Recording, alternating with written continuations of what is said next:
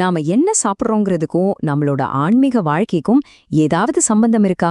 நிச்சயமா இருக்குன்னு பல மரபுகள் சொல்லுது.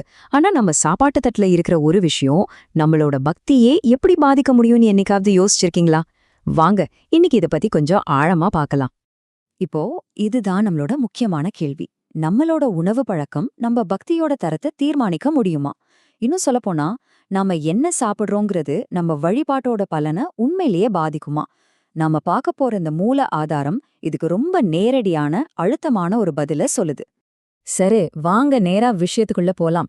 இன்னைக்கு நாம பார்க்க போற இந்த போதனை தென்னிந்தியாவுடைய ரொம்ப பழமையான சித்தர் மரபிலிருந்து வந்தது. சித்தர்கள்னா உங்களுக்கு தெரியும், அவங்க ஞானிகள், யோகிகள், அவங்களோட பார்வையிலிருந்து வந்த ஒரு செய்தி இது. முதல்ல அவங்க சொல்ற மிக முக்கியமான கட்டளை என்னன்னு பார்க்கலாம். இப்போ இந்த படத்தோட மேல பாருங்க, ரொம்ப தெளிவான தமிழ் எழுத்துல என்ன எழுதியிருக்கு? புலால் உண்ணாதீர்.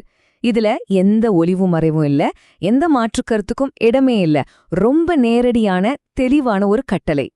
ஓகே, கட்டளை என்னன்னு தெரிஞ்சிடுச்சு. ஆனா எதுக்காக எதுக்காக இப்படி ஒரு அறிவுரை? ஒருவேளை இத மீறினா என்ன மாதிரியான ஆன்மீக விளைவுகள் ஏற்படும்னு இந்த ஆதாரம் சொல்லுது. வாங்க அதையும் கொஞ்சம் பாப்போம். இப்போ ஒருத்தர் சிவலிங்கத்தை வழிபடுற இந்த படத்தை நல்லா கவனிங்க. அதுக்கு பக்கத்துல இருக்க வாசகம் ஒரு பெரிய விஷயத்த சொல்லுது. அது என்னன்னா, புலால் சாப்பிடுறது நாம செய்யற வழிபாட்டையே ஒண்ணுமே இல்லாம, அதாவது பயனற்றதாக ஆக்கிடும்னு சொல்லுது. அப்போ இங்க சொல்ல வர்ற மைய கருத்து இதுதான். இந்த போதனையின்படி நீங்க மாம்சம் சாப்பிட்டா நீங்க எவ்ளோ பெரிய வழிபாடு செஞ்சாலும் அதோட பலன் உங்களுக்கு கிடைக்காது. இது வெறும் எச்சரிக்கை மட்டும் இல்ல, இது ஒரு காரண காரிய விளைவுன்னு சொல்றாங்க. இப்போ இந்த வாதத்தோட அடுத்த கட்டத்துக்கு போலாம். இந்த கருத்தை இன்னும் ஆழமா நம்ம மனசுல பதியணுங்கிறதுக்காக இந்த ஆதாரம் ரொம்ப சக்தி வாய்ந்த, சொல்லப்போனா கொஞ்சம் அதிர்ச்சியான ஒரு ஒப்பீட்டை பயன்படுத்துது. இது என்னன்னு கேட்டா நீங்களே ஆச்சரியப்படுவீங்க. இப்போ இந்த காட்சி ஒப்பீட்டோட முதல் பாகத்தை பாருங்க. ஒரு கிண்ணத்துல சமைக்கப்பட்ட மாம்சம் இருக்கு. சரி, இது சமன்பாட்டோட ஒரு பக்கம். இப்போ அடுத்த பக்கத்தை பாருங்க. அங்கே ஒரு கிண்ணத்துல என்ன இருக்கு? மண். ஆமாங்க, நீங்க பாக்குறது சரிதான், மண். ஒரு நிமிஷம் குழப்பமா இருக்கு இல்லையா? மாமிசத்துக்கும் மண்ணுக்கும் என்ன சம்பந்தம் இருக்க முடியும்? அந்த குழப்பத்துக்கான விட இங்கேயே இருக்கு. அந்த படங்களுக்கு கீழே இருக்கிற வாசகம் நேரடியா சொல்லுது, அது மண்ணை உண்பதற்கு சமம் அப்படின்னு.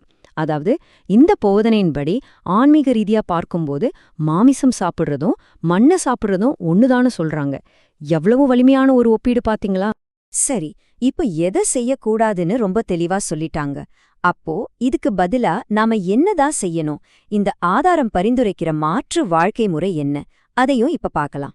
இங்க பாருங்க, ஆட்டிறைச்சி, கோழி, மீன் மாதிரியான பொதுவான மாமிச வகைகள் மேல ஒரு பெரிய சிவப்பு எக்ஸ் போட்டிருக்காங்க. எதையெல்லாம் தவிர்க்கணும்னு இது ரொம்ப பளிச்சுன்னு காட்டுது.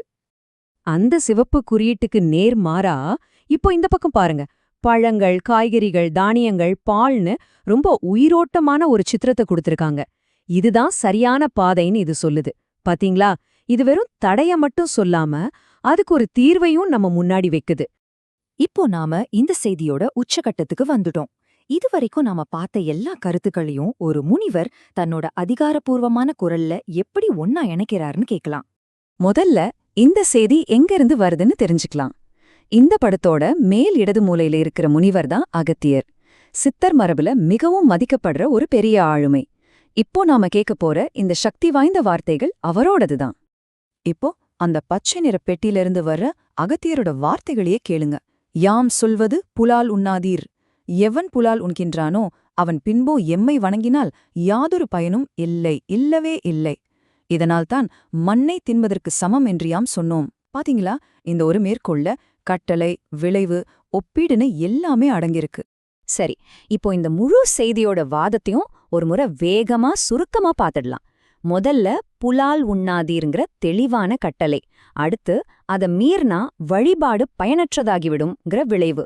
அதுக்கு காரணமா மண்ணை உண்பதற்கு சமம் அப்படிங்கிற ஒரு சக்தி வாய்ந்த ஒப்பீடு. கடைசியா இதுக்கு மாற்று வழியா சைவ உணவே சரியான பாதைன்னு சொல்றாங்க. இது ஒரு முழுமையான கட்டமைக்கப்பட்ட வாதமா இருக்கு.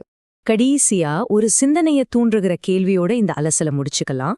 இதுல எந்த தீர்ப்பும் சொல்லாம இந்த விஷயத்த இன்னும் ஒரு பரந்த கண்ணோட்டத்துல பார்க்கலாம். உணவுக்கும் நம்பிக்கைக்கும் இடையிலான இந்த தொடர்பு உங்களுடைய சொந்த கலாச்சாரத்திலேயோ அல்லது நம்பிக்கை அமைப்பிலேயோ எப்படி பார்க்கப்படுது? இத பத்தி நீங்க என்ன நினைக்கிறீங்கன்னு கொஞ்சம் யோசிச்சு பாருங்க.